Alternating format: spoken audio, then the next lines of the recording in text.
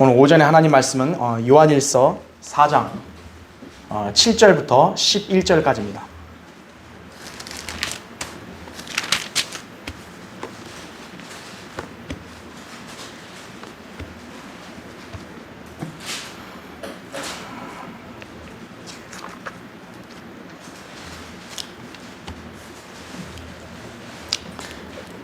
요한일서 4장 7절부터 제가 받들어 읽겠습니다. 여러분도 잘 들으시고 또 눈으로 보시기 바랍니다. 사랑하는 자들아, 우리가 서로 사랑하자. 이는 사랑이 하나님께 속한 것이기 때문이라. 사랑하는 사람은 누구나 하나님께로부터 태어났으며 또 하나님을 아느니라. 사랑하지 아니하는 자는 하나님을 알지 못하나니 하나님은 사랑이시기 때문이라. 우리를 향한 하나님의 사랑이 이렇게 나타났으니 곧 하나님께서 그의 독생자를 세상에 보내신 것은 우리로 그를 통하여 살게 하려 하심이라. 여기에 사랑이 있으니 우리가 하나님을 사랑한 것이 아니요 그분이 우리를 사랑하시고 그의 아들을 우리 죄들을 위하여 화목제물로 보내신 것이라. 사랑하는 자들아, 하나님께서 이처럼 우리를 사랑하셨으니 우리도 서로 사랑하는 것이 마땅하도다 이거죠. 잠깐 기도하겠습니다. 감사하신 아버지 하나님, 오늘 이렇게 아름다운 주일날을 맞이할 수 있게 해주시고 하나님이 세우신 이 귀한 교회로 신실한 성도들을 불러 모아주신 것에 감사를 드립니다. 방금 봉독한 말씀을 제가 또 이제 우리 성도들에게 설교하고자 합니다. 저는 지극히 어리석고 우둔하고 굉장히 연약합니다. 저는 아무것도 아닌 존재입니다. 그러나 제 안에 바로 주님께서 계십니다. 이 시간도 성령님께서 제 안에 충만해 주시고 또 이 준비한 설교 말씀에 기름 부어 주시며 제 입술을 통하여 하나님의 귀한 말씀이 능력 있게 강단에서 선포될 수 있게 해주십시오.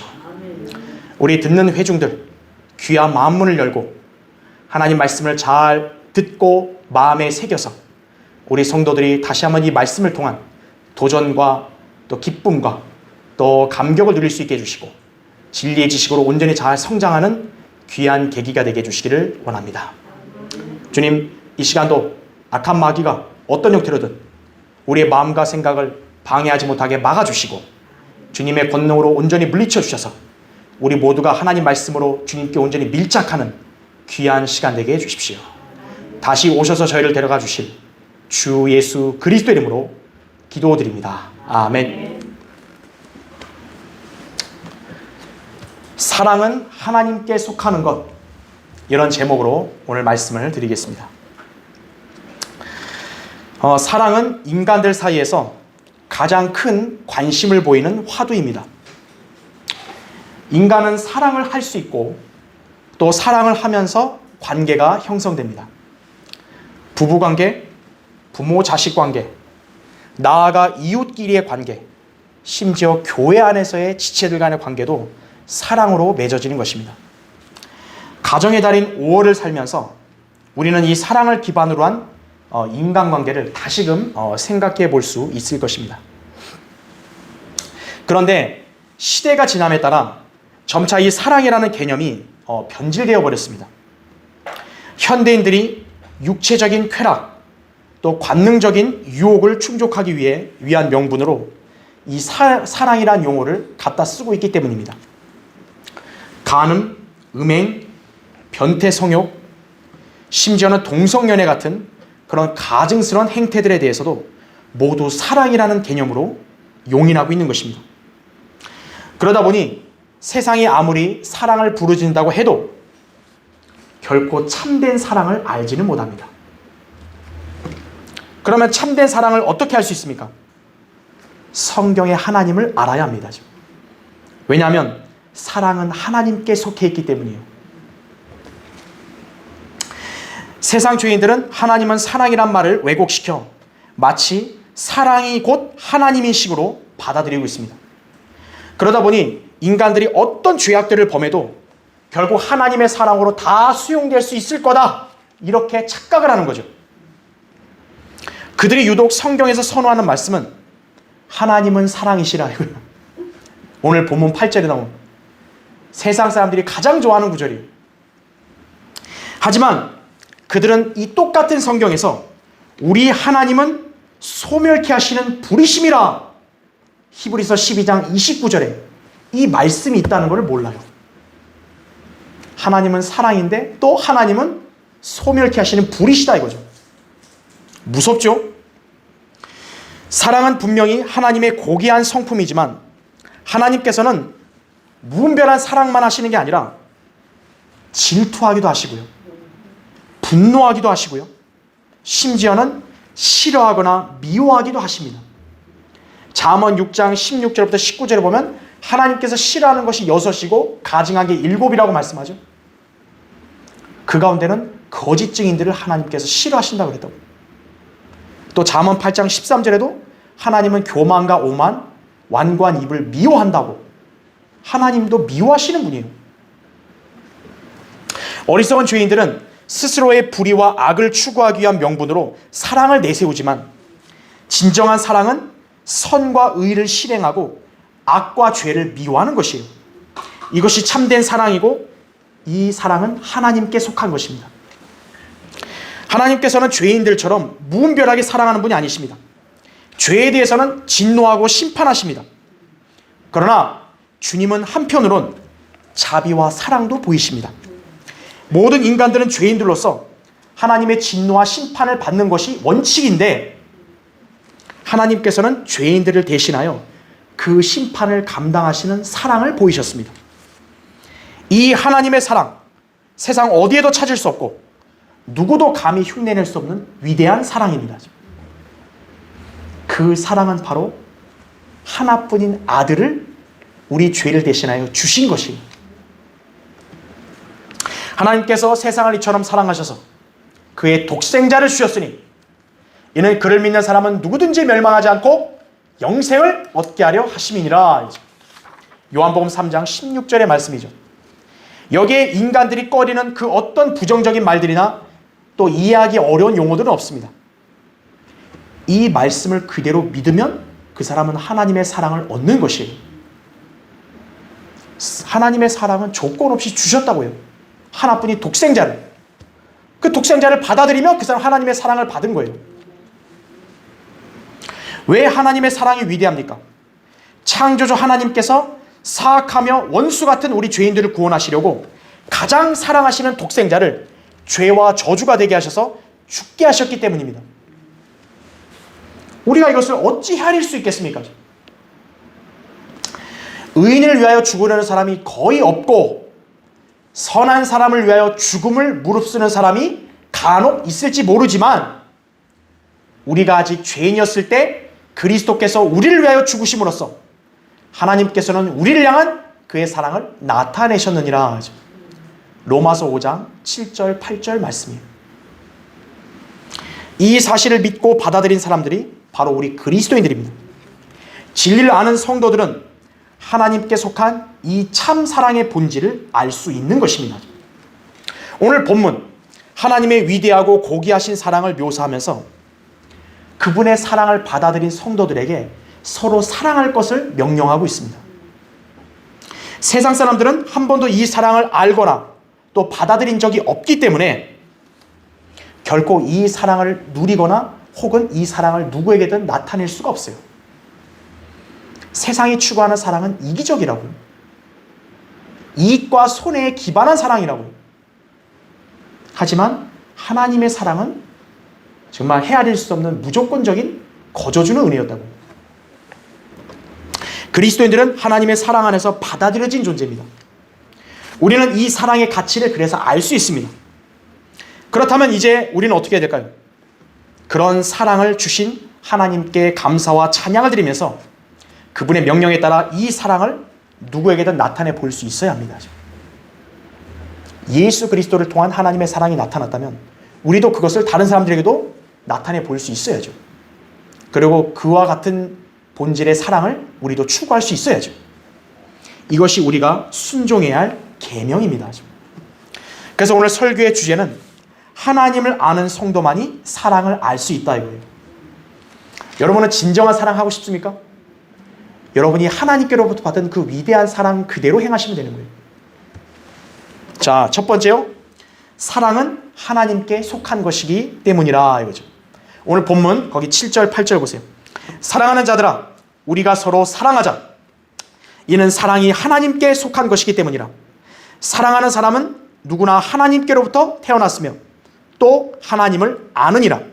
사랑하지 아니하는 자는 하나님을 알지 못하나니 하나님은 사랑이시기 때문이라. 그죠? 본문은 거듭나지 않은 죄인들이 자신들의 무지와 불신을 정당하기 위해 써먹는 구절입니다.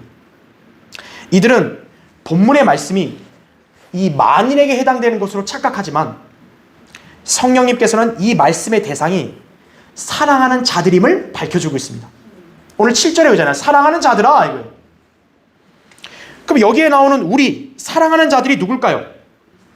요한일서 전체 문맥을 보면 구원받은 성도들, 그리스도인들을 지칭합니다. 하나님께 속한 성도들은 그분의 사랑이 무엇을 의미하는지를 알기 때문에 이 사랑을 보일 수 있는 것입니다.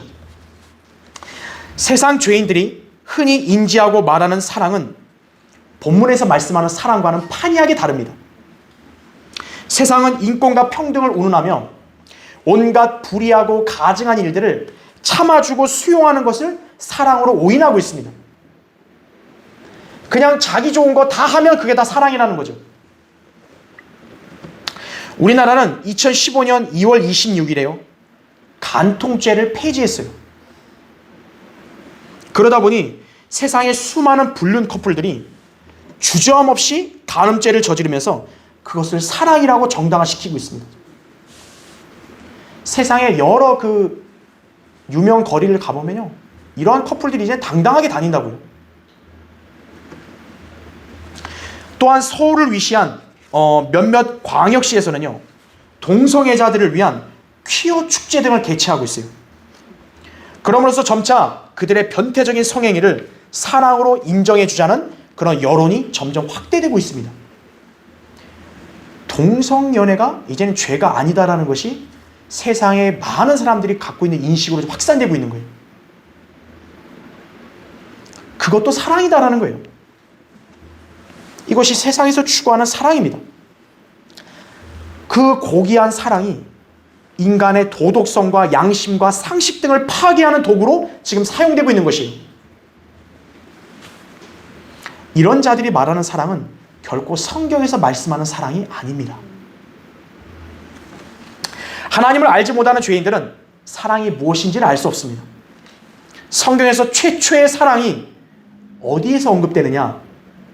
창세기 22장에서 언급되는 거예요.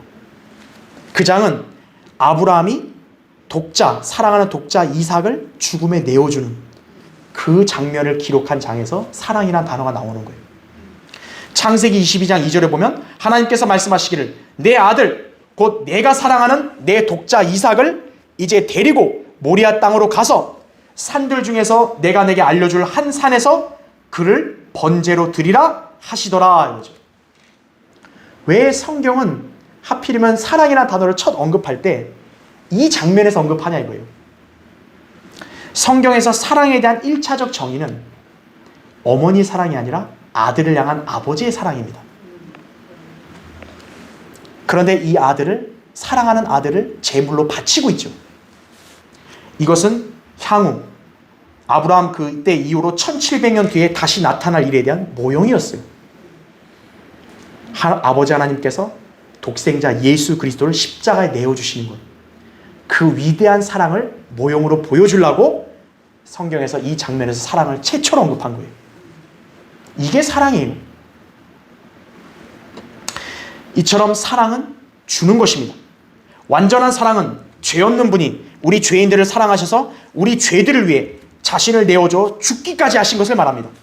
우린 이 사실을 믿고 하나님께서 내어주신 사랑하는 아들을 구세주로 영접함으로써 그분 안에 속하게 된 것입니다. 따라서 이 사실을 아는 성도들만이 그분의 사랑을 알고 찬양과 감사를 드릴 수 있는 것입니다.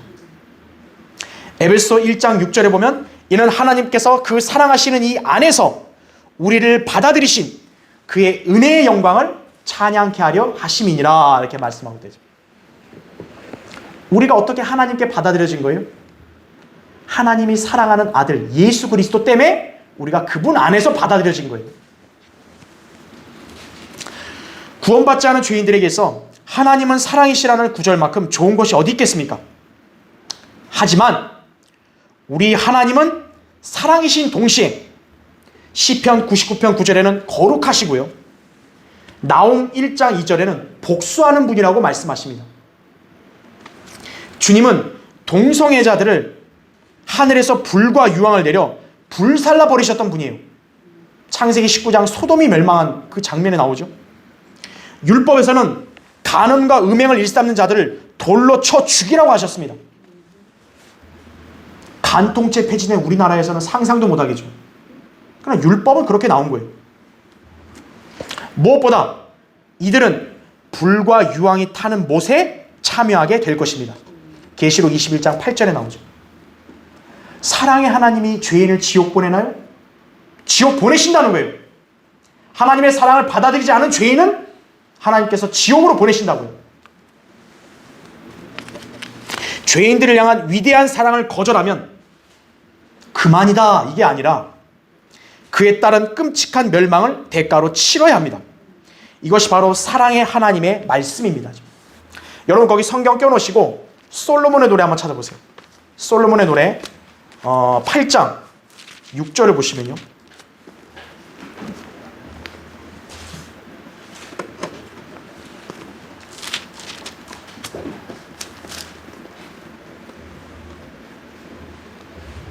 자, 솔로몬의 노래 8장 거기 6절부터 7절 읽겠습니다. 내 마음의 인장처럼, 내 팔 위의 인장처럼 나를 새기라지. 사랑은 죽음처럼 강하고 질투는 음부처럼 잔인하니 그곳의 숯은 불타는 숯, 곧 심히 맹렬한 불길을 가진 것이라 이거죠. 사랑은 죽음처럼 강하다 이거죠. 그렇죠? 질투는 음부처럼 잔인하다. 사랑을 해야 되고 사랑을 받아야 될 사람이 그렇게 안 하면 어떻게 돼요? 질투가 일어난다는 것이에요. 7절 보세요. 많은 물들로도 사랑은 끌 수 없으며 큰 물들로도 잠기게 할 수 없나니 사람이 그의 집에 모든 재산을 주어 사랑과 바꾸려 한다면 그 일은 완전히 멸시를 받으리라, 이렇게 말씀하고 있습니다. 하나님은 의와 죄를 동시에 사랑하는 분은 아니에요. 의는 사랑하면 의의 반대인 죄는 미워하는 것이, 그게 정상적인 사랑입니다. 모든 인간들은 죄인들 아니에요. 그러면 원칙적으로 보면 우리는 하나님의 어떤 그런 미움과 진노를 받아야 되는데 그것을 하나님께서는 사랑하는 자기 아들에게 쏟으셨다고요. 그리고 대신 그 하나님의 사랑을 우리에게 보이셨잖아요. 그걸 받아들이면 그 사람은 하나님의 사랑에 속한 것이고, 안 받아들이면 그만이 아니라 이제 그 사람은 하나님의 진노의 심판을 이제 감당해야 되는 것이에요. 자, 만약 하나님의 진노가 즉시 나타났다 이거죠. 만약 이런 하나님의 사랑과 자비가 없이 즉각 죄에 대한 하나님의 진노가 나타났다면 이 땅에 살아남아 있을 인간이 누가 있겠습니까? 그럼에도 불구하고 주님은 우리를 사랑하셔서 구원해 주셨습니다. 이것을 알고 믿었다면 하나님께 속한 사랑을 아는 것입니다. 우리 찬송가 86장에 그 크신 하나님의 사랑 3절에 보면 이렇게 나오죠. 하늘을 두루마리 삼고 바다를 먹물 삼아도 한없는 하나님의 사랑 다 기록할 수 없겠네. 하나님 크신 사랑을 그 어찌 다 쓸까? 저 하늘 높이 쌓아도 채우지 못하리. 하나님 크신 사랑은 측량 다 못하며 영원히 변치 않는 사랑, 성도여 찬양하세. 그죠? 여러분이 이 가사를 확실하게 알고 믿는다면 하나님의 사랑을 찬양하며 나타낼 수 있는 것입니다. 자, 하나님을 아는 성도만이 사랑을 알 수 있다. 두 번째요, 그분이 우리를 사랑하시어 그의 아들을 화목제물로 보내신 것이라. 자, 오늘 거기 요한일서 4장 9절부터 10절을 보면요, 우리를 향한 하나님의 사랑이 이렇게 나타났으니 곧 하나님께서 그의 독생자를 세상에 보내신 것은 우리로 그를 통하여 살게 하려 하심이라. 여기에 사랑이 있으니 우리가 하나님을 사랑한 것이 아니요 그분이 우리를 사랑하시고 그의 아들을 우리 죄들을 위하여 화목제물로 보내신 것이라, 이렇게 말씀합니다. 성경은 사랑이 다른 어떤 것도 아닌 예수 그리스도를 통하여 있다고 말씀하십니다. 인간들의 불결하고 자기의로 가득 찬 그런 사랑의 행위는 결코 성경에서 말씀하는 사랑이 아닙니다. 인간들의 사랑의 출발점에는요, 자기 자신이 있는 거예요. 사람이 다른 사람을 사랑한다고 말은 하는데 인간이 제일 사랑하는 게 뭐냐? 자기 자신이에요. 그러나 예수 그리스도를 통한 하나님의 사랑은 다릅니다. 하나님의 관점에서 본다면 우리 죄인들은 결코 사랑할 수 없는 원수들인데 하나님께서는 그분의 아들의 죽음으로 오히려 우리와 화해하신 것입니다. 로마서 5장 10절에도 우리가 원수되었을 때에도 그의 아들의 죽음으로 인하여 하나님과 화해하게 되었으니 더욱더 화해하게 된 우리는 그의 생명으로 인하여 구원받게 되리라, 이렇게 말씀하고 있습니다. 하나님께서는 세상 죄인들처럼 분별 없는 사랑을 하시지 않습니다. 하나님께서는 거룩하시고 의로우시기 때문에 죄들을 사랑하실 수 없습니다. 그러나 아담의 범죄로 모든 인간들은 죄인들입니다. 로마서 5장 12절 나오죠. 그러면 어떻게 하나님께서 이런 인간들을 받아들일 수 있겠습니까? 세상 죄인들의 사랑의 관점이라면 받아들일 수 있어요. 간음죄를 저질렀던, 심신미약이라 해가지고 묻지마 살인을 했던, 아동학대하고 죽였던, 폐륜죄를 저질렀던, 그냥 사랑으로 다 받아들이자. 세상 죄인들의 사랑은 가능하지만 하나님의 사랑은 불가능하다고요. 그게. 그럼 하나님께서는 우리 악하고 더러운 죄인들을 어떻게 받아들일 수 있었냐 이거예요. 그것은 바로 죄 없는 하나님의 아들께서 우리 온 인류의 죄들에 대한 책임을 대신 지심으로써 인간과 하나님 사이의 관계를 형성할 수 있는 길을 만들어 놓으신 거예요. 자, 그래서 예수 그리스도를 화목제물이라고 하신 거예요. 하나님은 죄에 대해서 미워하고 적의를 가지시는데 그 미움과 적의를 예수님이 우리를 대신하여 죽으심으로써 다 누구러뜨리셨다는 거죠. 그래서 인간과 하나님 사이를 화해하게 하셨다는 거죠. 자, 몇 가지를 정리해드리면 요한일서 2장 2절에 그는 우리의 죄들을 위한 화목제물이시니 우리뿐만 아니라 온 세상의 죄들을 위한 것이니라 이거죠. 예수님이 믿는 자들만을 위한 화목제물이 아니라 온 세상의 죄들을 위한 화목제물이 되신 거예요. 예수 그리스도의 희생은 모든 죄인들을 위한 거예요. 다만 우리처럼 받아들였냐 아니면 안 받아들였냐의 차이일 뿐인 거예요. 또 로마서 3장 25절 26절에 하나님께서는 그의 피를 믿는 믿음을 통하여 그를 화목제물로 세우셨으니 이는 하나님의 오래 참으심 가운데서 이전에 지은 죄들을 사하심으로 인하여 그의 의를 선포하려 하시며 곧 이때 자신의 의를 선포하심은 자신도 의롭게 되시고 또한 예수를 믿는 자도 의롭다 하려 하심이니라 이렇게 말씀하고 있죠. 하나님께서는 죄인들과 화해할 수 있도록 그들의 죄들을 예수 그리스도의 보혈로 해결해 주신 것이에요. 에베소 1장 7절, 골로새 1장 14절에 나오죠. 그 다음에 디모데전서 2장 5절에 이렇게 나옵니다.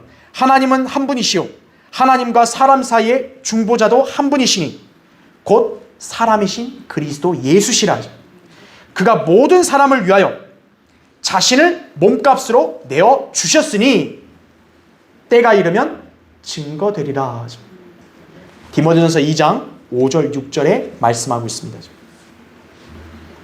예수 그리스도는 모든 사람을 위해서 자신을 몸값으로 준 거예요. 하나님의 앞에서 죄를 갖고 나아갈 수 없으니까 죄를 처리해야 되는데 누가 그 죄의 대가를 감당할 수 있냐 이거예요. 예수 그리스도밖에 없는 거예요. 그래서 예수 그리스도는 모든 인간들과 하나님 사이를 연결하는 유일한 길이 되신 것입니다. 요한복음 14장 6절에 정확히 나오죠. 옛날에 있었던 실화인데요. 그 어느 날 한 관광버스가 손님을 싣고 관광지에서 돌아오는 길에 일어난 사건이었습니다. 그 당시 관광객들은 모두가 지쳐서 잠에 빠져 있었는데 이 마지막 고개를 넘어가려는 순간에 운전사가 보니까 브레이크가 이상이 생긴 거예요. 그러니까 브레이크가 고장난 채로 지금 내리막길에 접어든 거예요, 버스가. 그러니까 속도가 빨라졌고요. 이 운전사가 당황해서 이 경사가 급한 내리막길에 펼쳐진 이 내리막길이 있을 때 꾸불꾸불할 거 아니에요. 이 5곳의 급코브길이 보인 거예요. 그 버스는 빠른 속도로 내리막길을 치달았고요. 이제 버스 뒤에서는 뭐 잠자거나 딴짓하고 있던 관광객들이 뭔가 이상하다는 걸 느끼고 이제 긴장과 불안이 아주 극대화된 거예요. 흥분하고 소리를 지는 그런 관광객들도 있었다고요. 왜냐하면 브레이크가 안 되니까요. 즉 내리막길은 또 이거 굽이길이니까요. 그냥 꼬꾸라지면 바로 그냥 낭떠러지로 떨어지는 거죠. 그런데 이 운전사가 운전을 참 잘했나 봐요. 침착하고 조심스럽게 커브길 한 곳, 두 곳을 잘 운전해 나갔고요. 마침내 그는 마지막 커브길을 통과하였고 이제 안전하다 싶으니까 모두 관광객들은 막 안도하고 환호를 한 거예요. 야, 살았다.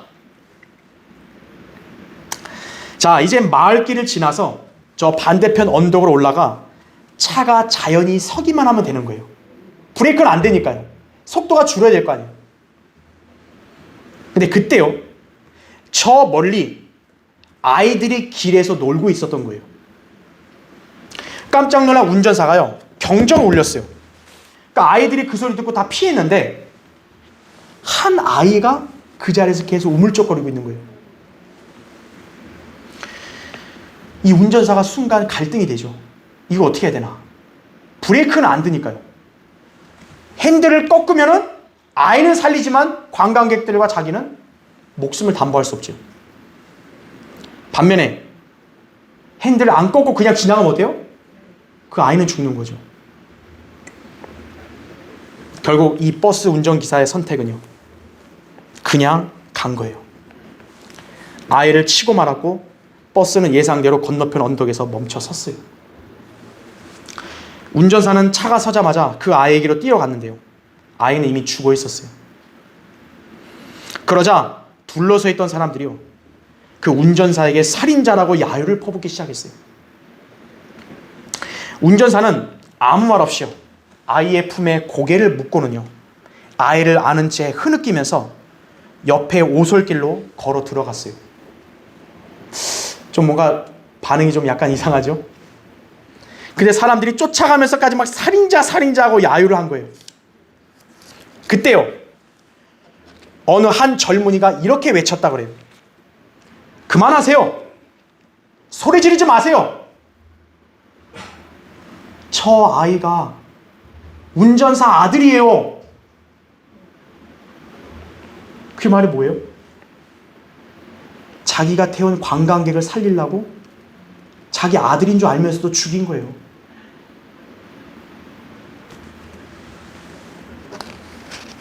운전사는 자기 아들을, 이 사람들을 살리기 위해서 죽음에 내준 거예요. 놀랍죠? 하나님이 우리 죄인들을 바로 그렇게 사랑하셨다는 거예요. 온 세상에 가장 위대하고 숭고한 사랑은 바로 예수 그리스도를 통한 하나님의 사랑입니다. 이 의미를 아는 성도들이 그분을 향한 사랑으로 찬송을 부르며 그분께 영광을 돌리는 것입니다. 사랑하는 관계가 돼야 그 사람을 위한 노래가 나오죠.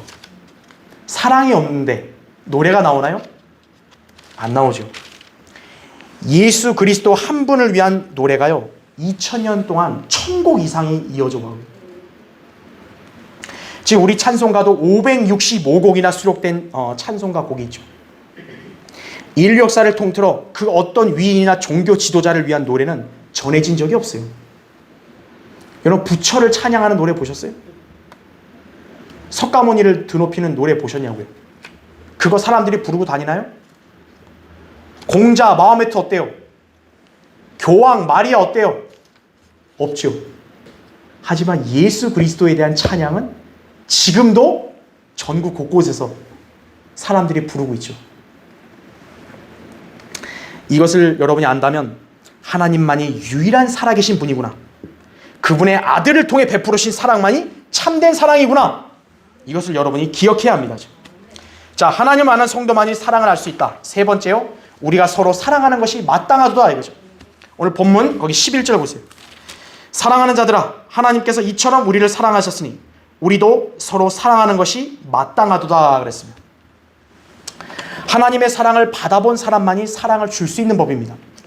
하나님의 사랑을 알지 못하는 죄인들은 성경에서 말씀하는 진정한 사랑을 할 수 없습니다. 그래서 그들은 자신들의 기준으로 인정할 수 있는 사랑만을 실천할 뿐입니다. 그러나 하나님의 사랑을 아는 성도는 그분께서 원하시는 사랑을 할 수 있습니다. 이것이 우리를 세상과 구별시켜주는 표식이라고 볼 수 있습니다. 그리스도인과 세상 죄인, 세상 종교인과 구별되는 것은 바로 하나님의 사랑이 나타나냐 안 나타나냐예요. 일단 사랑의 대상이 다릅니다. 세상은 이웃이나 자신이 원하는 사람들을 사랑하는 것을 추구하는 반면 성도는 무엇보다 하나님을 첫째로 사랑하는 것이 선행되어야 합니다. 세상은 하나님을 첫째로 사랑 안 하죠. 하지만 우리는 하나님을 첫째로 우선으로 사랑하는 거예요. 그 다음은 이웃인데 우리의 이웃은 바로 그리스도 안에 있는 지체들입니다. 마가복음 12장 30절 31절에 너는 내 마음을 다하고 혼을 다하고 생각을 다하고 힘을 다하여 주 너의 하나님을 사랑하라. 이것이 첫째 계명이니라. 둘째는 이와 같으니 곧 내 이웃을 내 자신과 같이 사랑하라는 것이라. 이들보다 더 큰 다른 계명은 없느니라 이렇게 말씀하고 있습니다. 자, 현대 기독교인들 서로 사랑하라는 이 말씀을 수용하는데 어떤 거침도 없습니다. 그들은 세상에 널려있는 불쌍한 사람들에게 온갖 봉사, 구제 등의 선행으로 자신들의 믿음과 순종을 보이려고 애를 쓰고 있습니다. 교회들이 노숙자들에게 밥 퍼주고 고아원이나 그런 양로원 가서 봉사하고 선행을 하죠. 그러나 그들의 특징은 항상 첫 번째 계명인 주 하나님을 사랑하는 것을 늘 생략하고 항상 두 번째 계명에만 열을 올린다는 것입니다. 그게 문제예요.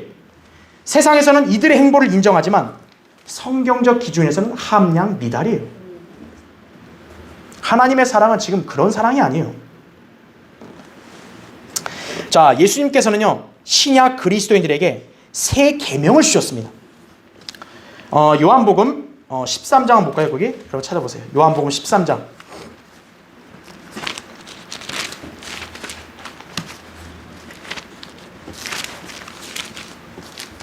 요한복음 13장 34절 35절 보시면은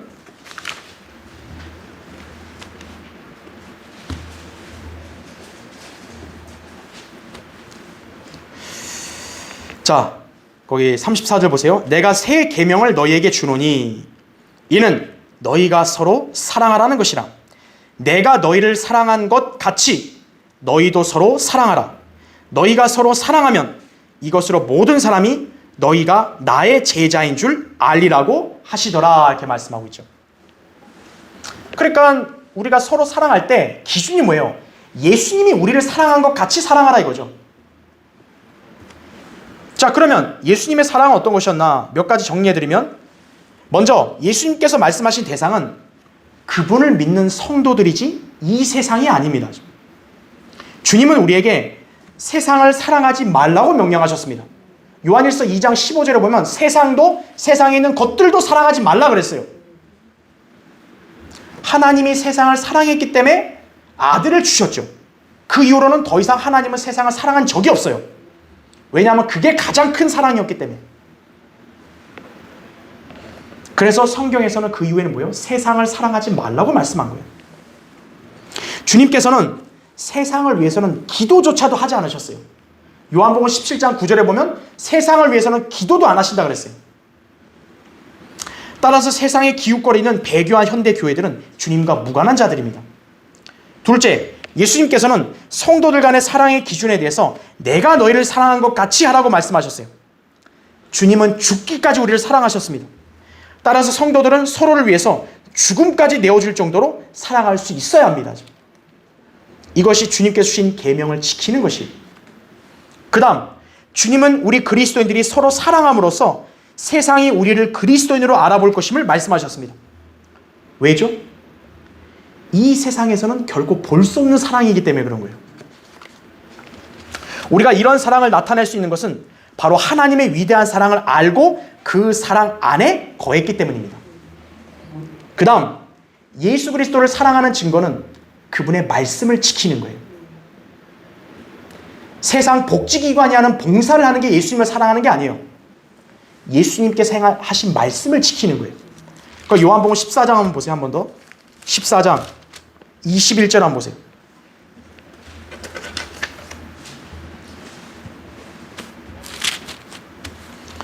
요한복음 14장 21절에 나의 계명들을 가지고 그것들을 지키는 사람은 나를 사랑하는 사람이니 나를 사랑하는 사람은 나의 아버지께 사랑을 받으리라.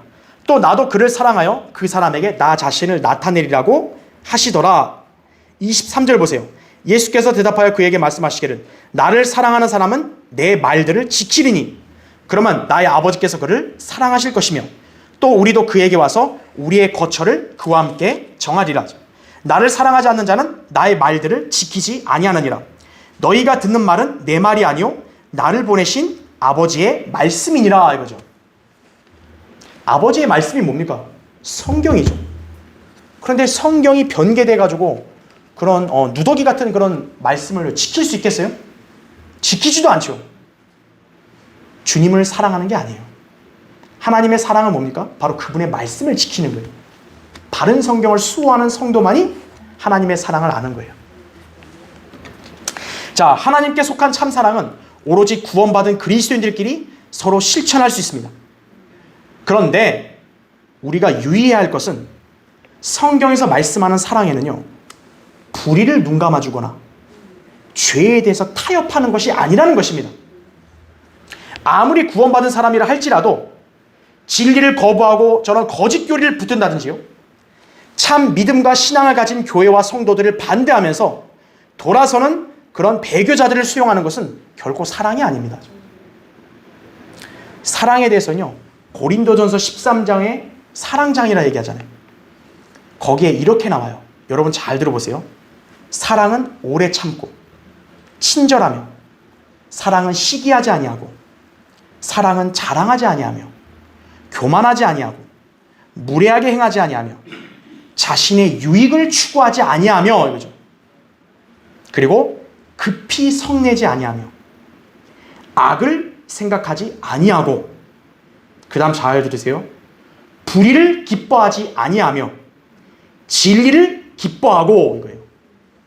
모든 것을 참으며 모든 것을 믿고 모든 것을 바라며 모든 것을 견뎌내느니라.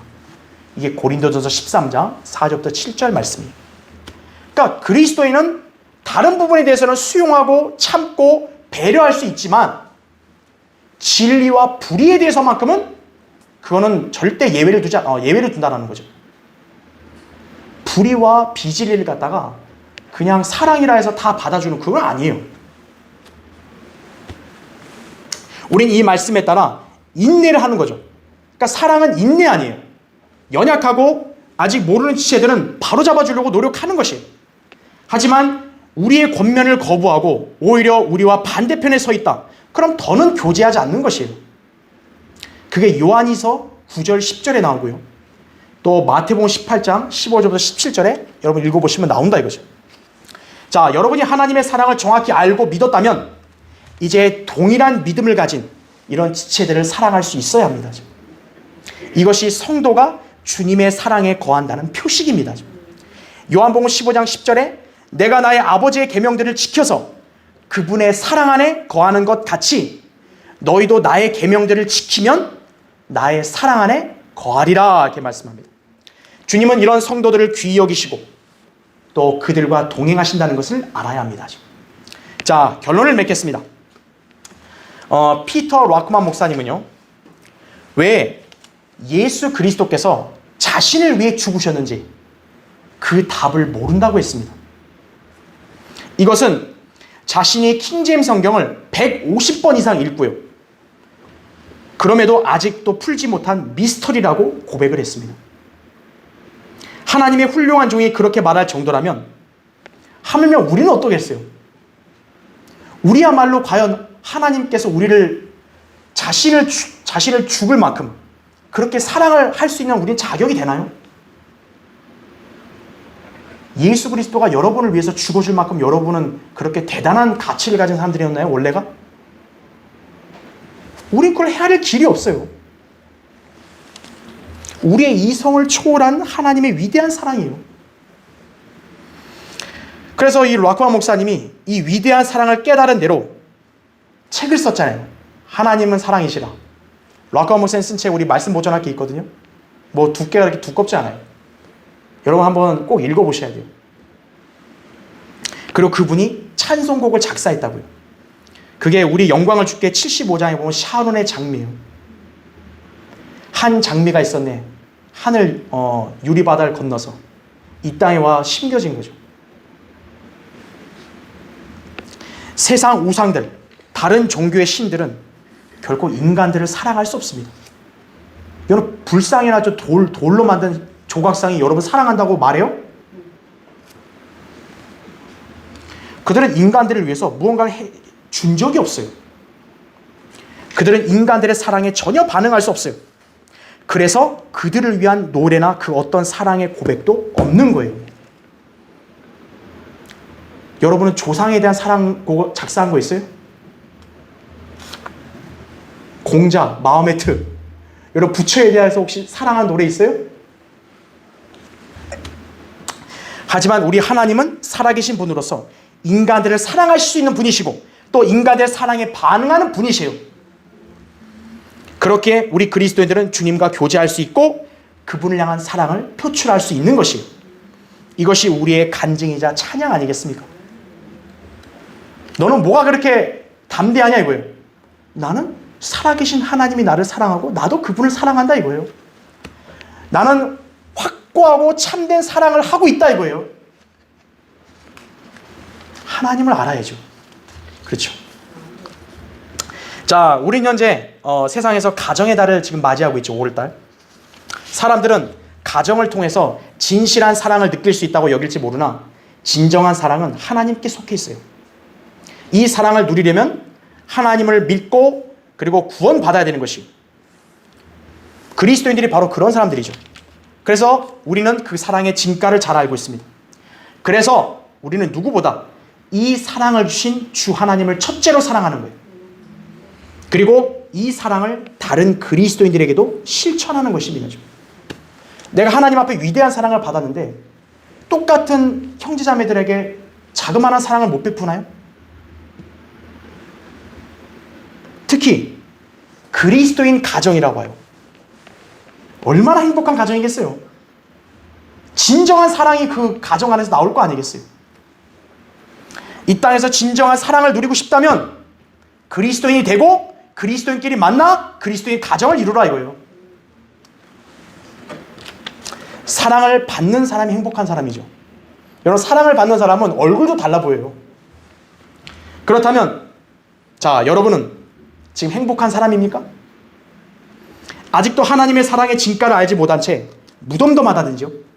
혹은 세상 사람들이 추구하려는 그런 사랑을 갈망하고 있다면 그 성도는 지극히 어리석게 살고 있으면 알아야 돼요. 세상에서의 사랑을 여러분 부러워하지 마세요. 우리는 사랑이신 하나님을 소유하고 있고 그 사랑을 서로 주고받을 수 있는 형제 자매들이 있어요. 이 사랑 안에 있는 주님과 우리가 다 영원히 같이 살 것이에요. 이 진리를 안다면 무엇이 부럽나요? 이것이 참 사랑이고 이 사랑은 하나님께 속해 있습니다. 여러분이 그 사랑을 안다면 이제 그 사랑으로 인해 누구보다 행복한 성도가 될 수 있습니다. 오늘 여러분 자신, 여러분의 가족들, 교회의 성도들 우리 모두가 이 사랑 안에서 항상 살고 행하기를 바랍니다. 기도하겠습니다.